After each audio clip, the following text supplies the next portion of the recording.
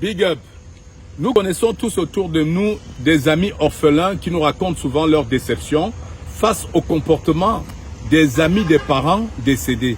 Ces amis qui sont venus tenir les discours devant le cercueil de leurs parents en promettant monts et merveilles, en promettant aux décédés tout ce qu'ils feront pour la famille, on ne lâchera jamais les enfants, ils ne seront jamais seuls, tu es parti, nous sommes là. Mais malheureusement, dès que le mort est mis en terre, parfois leur téléphone ne passe plus. Vous appelez l'ami de papa, dès que tu te présentes, il dit « Attends mon fiston, je te rappelle, hein, t'inquiète, je te rappelle. » Et c'est fini, il te blacklist.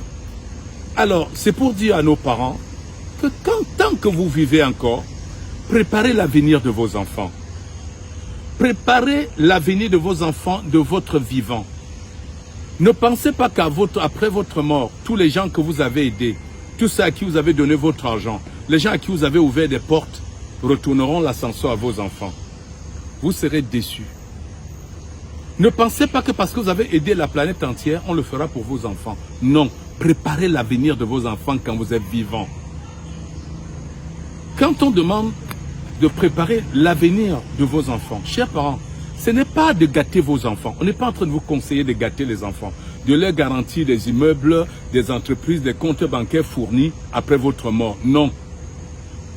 Il s'agit ici de rendre vos enfants autonomes, de leur apprendre ce que vous avez fait pour devenir riche, leur montrer le chemin que vous avez parcouru pour arriver là. Et si vous voulez absolument que vos enfants reprennent la gestion de vos entreprises, impliquez-les de votre vivant. Impliquez vos enfants dans la gestion des entreprises de votre vivant. Ne pensez pas que c'est après votre mort qu'ils vont prendre le relais. Non, ils ne sauront rien. Si vous léguez des biens matériels, des immeubles, des voitures, des comptes en banque bien fournis et tout un tas de choses aux enfants, ça veut dire que vous avez laissé un héritage aux avocats et à la justice. Vous avez créé la bagarre. Dès que vous serez mis en terre, la destination que vos enfants prendront après le deuil, c'est les cabinets d'avocats. Ça se passe comme ça. Chacun va chercher son avocat pour bien préparer la bagarre. Vous allez vous retourner 10 fois dans votre tombe. Ça ne va rien changer. La bagarre va se faire.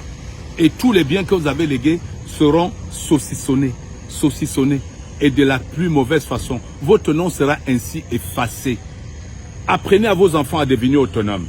Certains vont devenir autonomes et gagner même l'argent plus que vous. C'est une bénédiction. Ils deviendront même plus riches que vous. C'est une bénédiction. Et à votre mort, votre âme reposera en paix. Parce que vos enfants ne vont pas vous soumettre à cette peine. Ils ne vont pas se mettre à bagarrer à gauche, à droite, parce que chacun sera autonome.